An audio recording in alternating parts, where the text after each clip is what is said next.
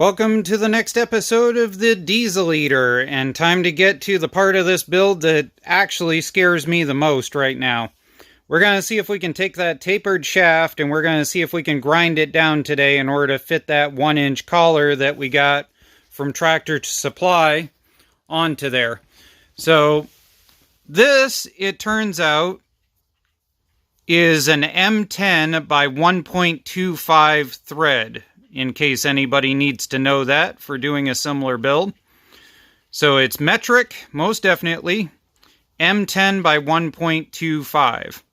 So now we know that we have that we can screw into in order to be able to snug up something. So we'll set that aside. So what we have here is we have a hub from Tractor Supply. Here's the part number. It's a regular W hub. You can order these off surpluscenter.com if you're willing to go and wait the shipping time in order to be able to buy these for like $8 a piece instead of $20. So just keep that in mind. And we've got our 1/4-inch key stock right here.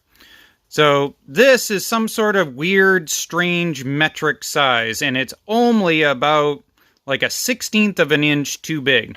So if we take this and we try and put it on, it is really, really close to fitting. Like you can see, it makes it up most of the taper before it hits. So we really shouldn't have to grind off all that much. But what are we going to do? We got no fuel hooked up. We got a starter. We got this poor little bugger that we're going to run through the paces and see how long it lasts. This was a lightning deal on Amazon. The regular retail is about $43.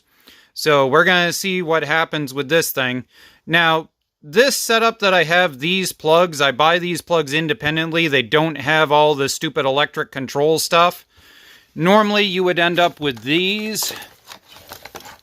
And this does have an override, but the override only lasts for, I think it's like 30 seconds on most of these.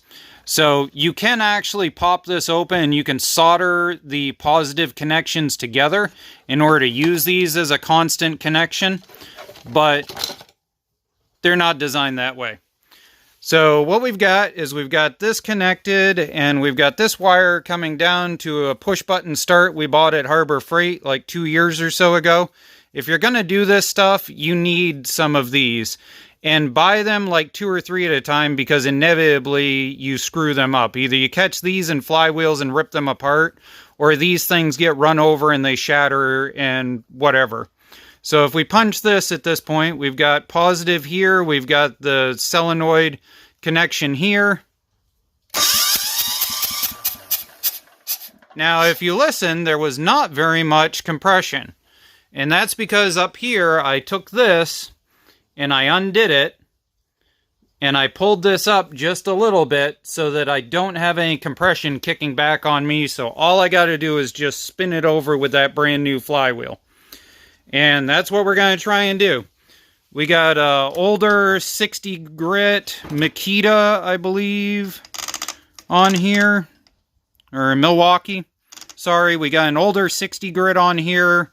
I did a test grind on it already, and it definitely chews into it without any issue. So I don't think this is actually fully hardened out in here. And we're going to try and grind it back through and get that hub to fit.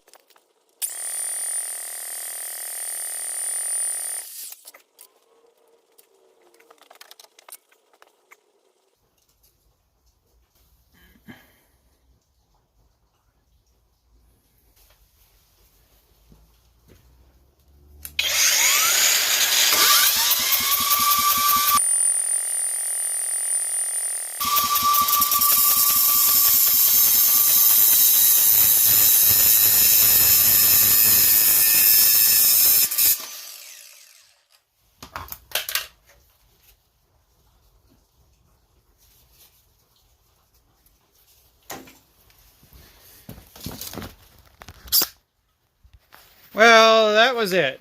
We got 3 solid passes out of it, and yeah, now it's a no-go.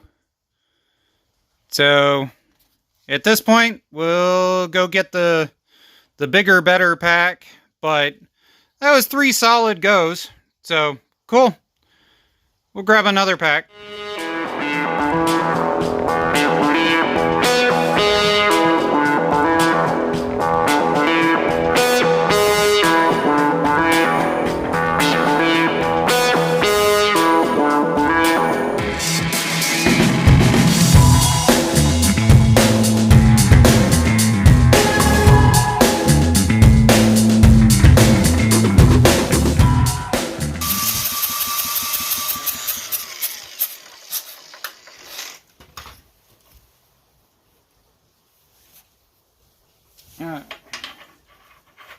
And there we go.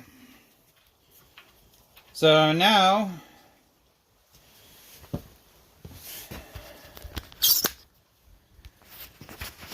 at this point, we're able to fit, and we're nice, we're tight, definitely tight, and all the way back to the collar. So what we need now is this Keyway. And what I was noticing with this pen earlier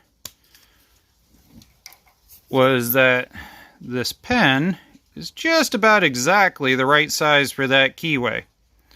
So I think what I'm going to do is grab a straight edge and just mark a line right down across there. And then we're going to go and grab the 3-inch and cut into it a bit. And then grab the Dremel to try and finish the delicate stuff. And hopefully be able to get a hub on there by the end of today.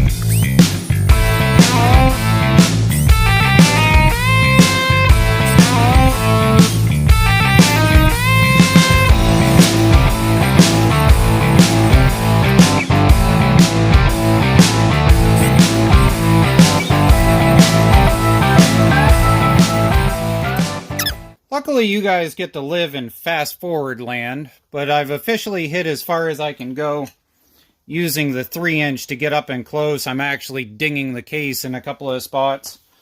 Here, I'll grab the camera.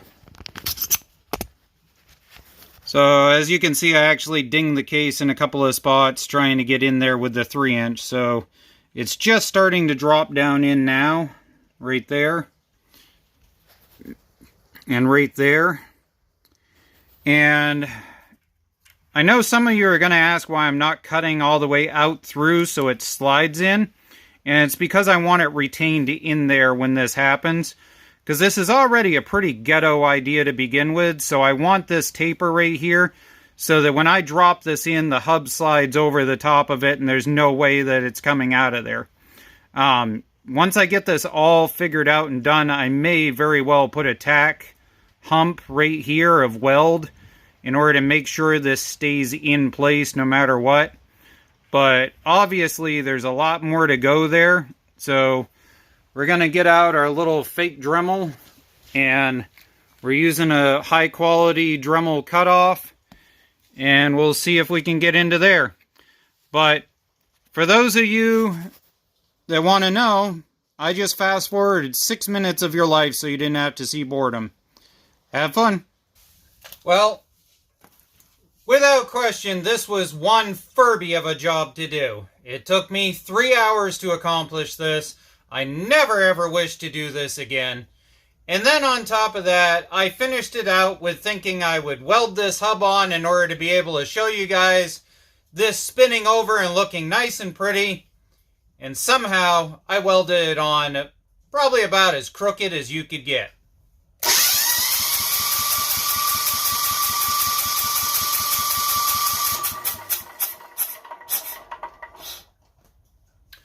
I don't know how I'm going to fix that. I haven't figured that point out.